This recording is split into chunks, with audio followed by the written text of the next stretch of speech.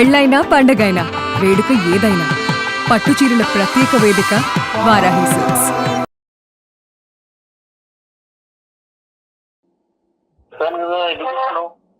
Hello hello అండి, ఎందుకు చేస్తున్నావు చెప్పు. చెప్పాను కదా చేయకని. ఒక్క 2 minutes మాట్లాడతారా? చెప్పు. మీరు వెళ్ళిన తర్వాత అసలు అంటే మేము ఎక్కడున్నామో ఏంటి, అసలు పిల్లలతో ఎలా ఉంటుంది అని కూడా మీరు ఆలోచించరా? అదే నువ్వే చేసుకున్నావు అంత చేతులారా. అంటే నేనేం చేసుకున్నానండి? నేను చేసిన తప్పేంటో మీరు చూపెట్టాలి కదా. నీకుండాలా మా ఫోన్ ఇలాగే భర్తతో ఎలా ప్రవర్తించాలి, ఏంటి, ఎలా చూసుకోవాలి. అంటే మేము ఇప్పుడు బయట ఉంటున్నాం, మీకు తెలుసు కదా. అయితే అంటే ఇప్పుడు బాబు డాడీ కావాలి అనేసి మాట్లాడుతున్నారు. మరి బాబు డాడీ కావాలన్నప్పుడు నువ్వు కరెక్ట్ గా ఉండాలి. సంసారం కావాలి, పిల్లలకి డాడీ కావాలన్నప్పుడు నువ్వు ఎలా ఉండాలో అలా ఉండాలి. భార్యగా నువ్వు చేతులారా నువ్వు చెడగొట్టుకున్నావు, నువ్వు అనుభవించు. అంటే చేసిన తప్పేంటో చూపెట్టాలి కదండి మీరు. నీకు తెలీదా?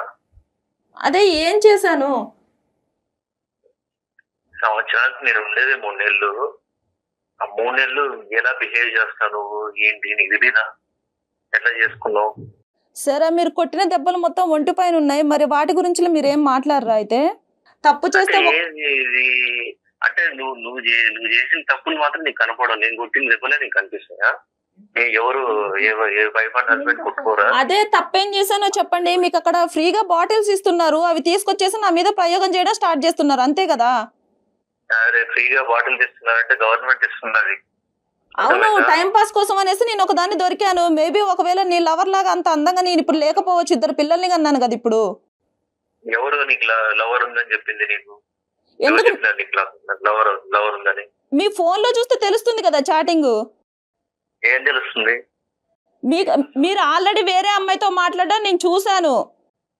ఇలా వాదించండి, నువ్వు అంతా చెడగొట్టుకుంటాను. నా తప్పేంటి? ఎవరితో మాట్లాడాను మీ దగ్గర ఇప్పుడు మీ గురించి నా దగ్గర ఆల్రెడీ ప్రూఫ్ ఉంది. ఇప్పుడు నా గురించి మీ దగ్గర ఏమైనా ప్రూఫ్ ఉందా? ఏం ప్రూఫ్ ఉంది నీకు? అన్ని ఇట్లాంటి అబద్ధాలు మాట్లాడమాక. సరే, నేను సుమన్ టీవీకి వచ్చాను. ఎందుకు? ఎవరు వెళ్ళమన్నారు? నీకు అవసరమా? నీకు నువ్వు వెళ్ళమని చెప్పేదేంటి? ఇప్పుడు నువ్వు చెప్తేనే నేను బయటకు వచ్చేసి జాబ్ చేసుకొని బ్రతుకుతున్నాను. అయితే ఇంకా ఎంత తీద్దాం అనుకుంటున్నావు పరువు? ఏం పేరమ్మా? వెంకట్ మేడం. వెంకట్ గారు నమస్తే అండి. నా పేరు జయ అండి. నేను సుమన్ టీవీ అందమైన జీవితం ప్రోగ్రామ్ నుంచి మాట్లాడుతున్నాను. చెప్పండి మేడం. నమస్తే అండి. నాతో పాటు డాక్టర్ కళ్యాణ్ చక్రవర్తి గారు కూడా ఉన్నారండి. శ్రావణి మాకు మెయిల్ చేసిందండి. మీ ఇద్దరి మధ్య ఉన్న ఒక చిన్న సమస్యకి తనకి పరిష్కారం దొరకక ఒక సలహా కోసం మాత్రమే మాకు వాట్సాప్ చేసింది. వెంకట్ గారు నమస్తే అండి. వెంకట్ గారు నమస్తే అండి. నమస్తే.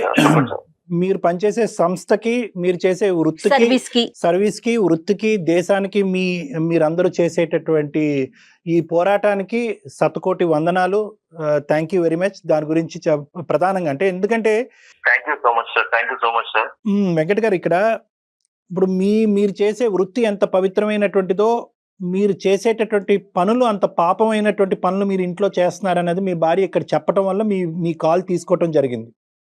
సార్ మీరు ఒక సైడే విని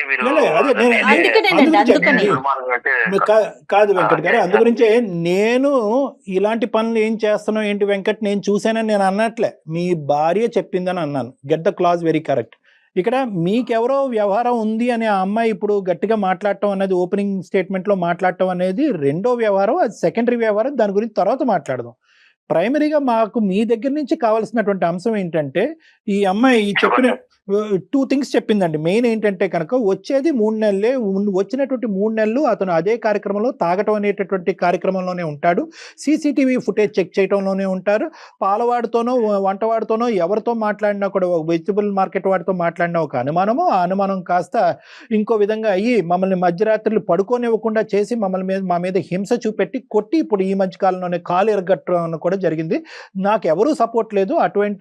అతని వైపు ఫ్యామిలీ మెంబర్స్, మీ వైపు ఆమె వైపు ఫ్యామిలీ మెంబర్స్ ఎవరూ సపోర్ట్ లేదు. దిక్కుతోచినటువంటి పరిస్థితిలో 4 రోజుల క్రితం బయటకు వచ్చి ఒక స్కూల్లో ఉద్యోగం చేసుకుంటూ బ్రతుకుతున్నాను అని ఈవిడ ఈ సారాంశం మాకు చెప్పింది. ఏమంటారు మీరు? బాగా చెప్పింది సార్. ఆమె మీద జాలి కలిగేలాగా బాగా చెప్పింది మీకు ఓ, ఓ. అన్ని. ఉమ్, ఇప్పుడు నేను వచ్చేది 3 నెలలు సార్ నా జాబ్ పరంగా. సో మామూలుగా భార్య 3 నెలలు మాత్రమే హస్బెండ్ ఉంటాడంటే తను వచ్చే టైంకి ఎంత ప్రేమతో ఎదురు చూడాలి, ఏం సంగతి, ఎంత ప్రేమ చూపించాలి, ఎలా చూసుకోవాలి అసలు అదంతా ఏం ఉండదు సార్ ఇంటికి. దాన్ని ఏదో డబ్బులు ఇచ్చే ఏటీఎం మిషన్ లాగా చూస్తుంది.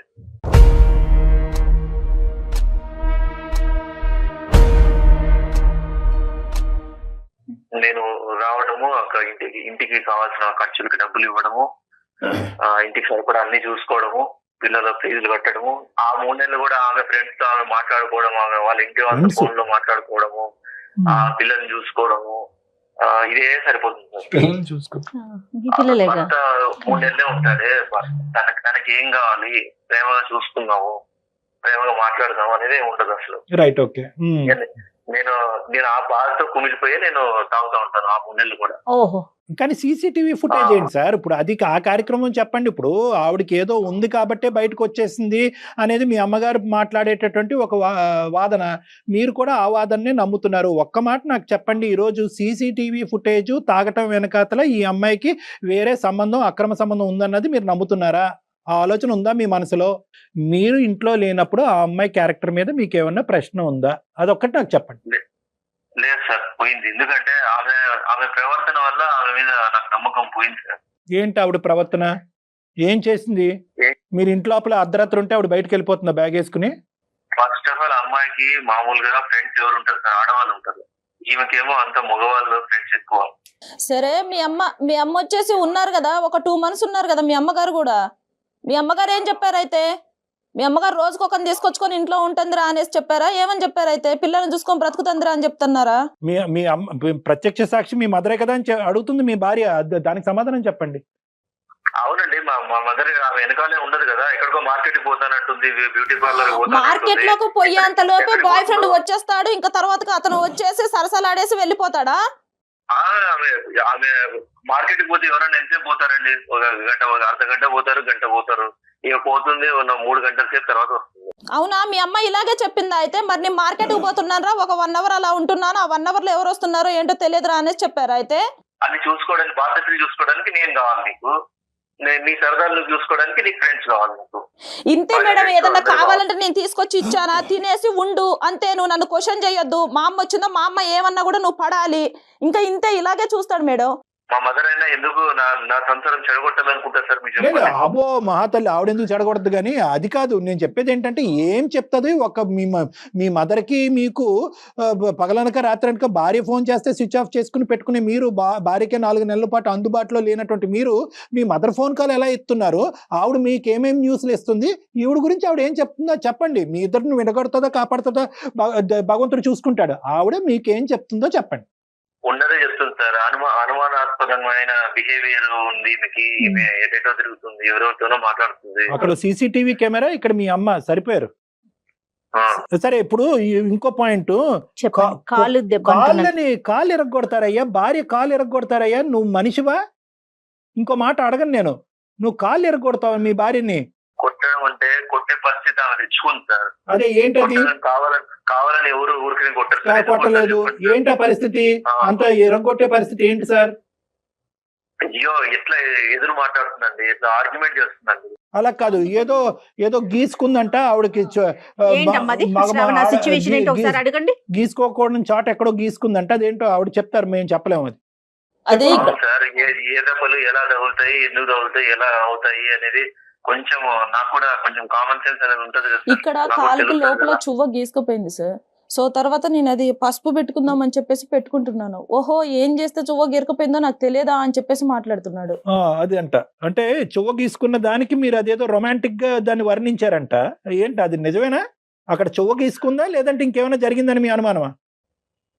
నిజమే సార్, దెబ్బ చూస్తే మామూలుగా ఏదో యాక్సిడెంటల్ తగిలినట్టు లేదనమాట. ఎలా ఉందో నాకు అర్థం కావట్లేదు. మీరు ఆర్మీలో పనిచేస్తున్నారా? మీరు ఫోరెన్సిక్ సైకాట్రిస్టా? మీరు డిటెక్టివా? పోలీసా? ఎవరు మీరు? ప్రపంచంలో ఉన్న అన్ని సబ్జెక్టులు మీ దగ్గర ఉంది. చువ్వ గీసుకుంటే అలా ఉండదు, ఇంకో విధంగా ఉంటది. తప్పు చేసే ఆడది ఇలా ఉండదు, అలా ఉంటది. అసలు మీకు మీ మీ మీ మీ మైండ్ సౌండ్గా ఉందా లేదా అనేటటువంటిది నాకు చాలా భయంగా ఉంది. ఎందుకంటే మీరు చాలా ముఖ్యమైనటువంటి ఒక వృత్తి చేస్తున్నారు మీరు.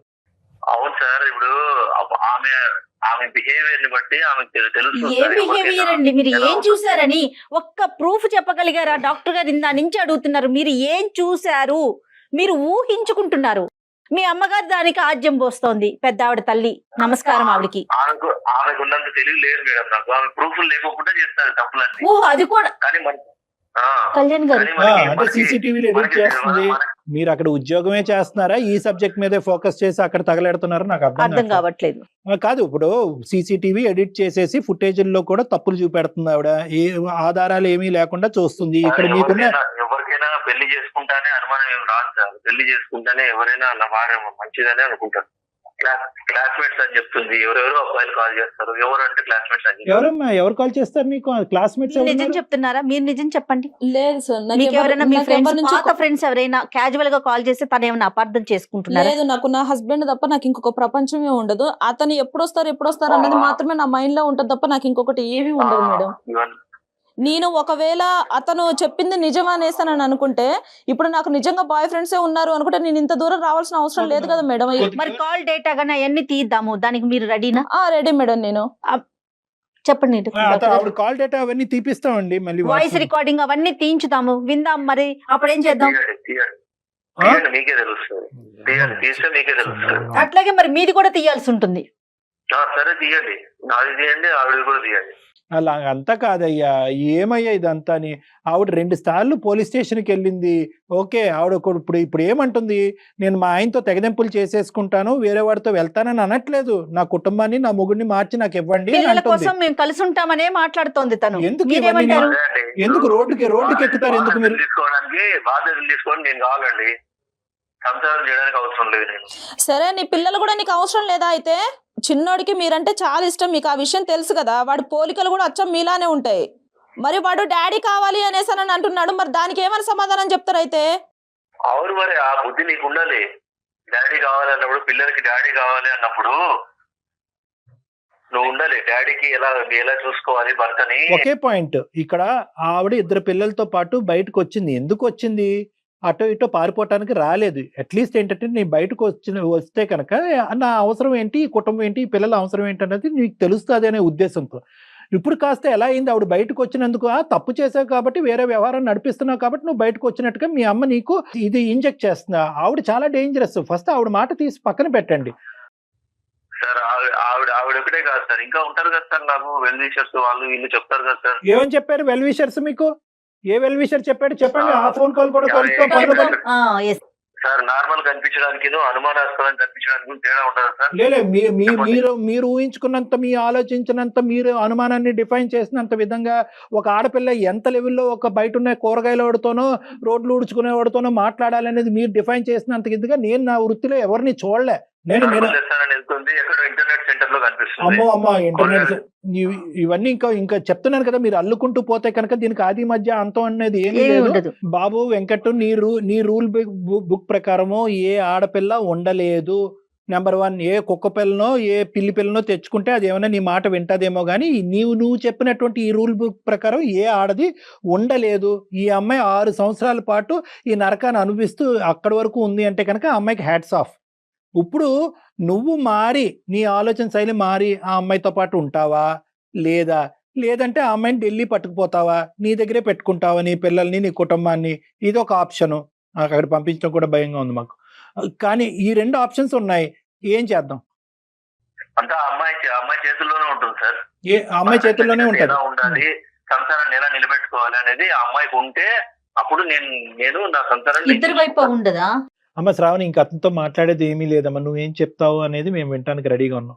ఇంకా విడిపోవడానికి అయితే నువ్వు సిద్ధంగా ఉన్నావు కదా? అయితే హలో, నేను సిద్ధంగా ఉన్నానంటే నీ చేతిలో ఉంటుంది అది. మార్చుకోవాలనుకుంటే నువ్వు మార్చుకోవచ్చు. నిన్ను నేను మార్చలేను బాబు. నీకు ఒక నమస్కారం, ఓకేనా? నిన్ను నమ్మి నేను పెళ్లి చేసుకొని నీ 2 పిల్లల్ని కన్నందుకు నీకు ఒక నమస్కారం, ఓకే? నా జీవితం నేను చూసుకుంటాను. నా పిల్లలు నాకేం బరువు గారు. నా పిల్లల్ని నేను పెంచి పోషించుకుంటాను. మంచిది, సంతోషం. ఓకేనా? నీ సైడ్ నుంచి వచ్చే ఒక్క రూపాయి కూడా నాకొద్దు. మంచిది. మరి తీసుకుని కట్ చేయ రూపాయి సంగతి తర్వాత ఆలోచించు. తర్వాత మాట్లాడదాంలేమ్మా ఇవన్నీ. లీగల్ ఆస్పెక్ట్ ఆ. అతను ఇవ్వాల్సిన బాధ్యత అతని మీద ఉంటది కానీ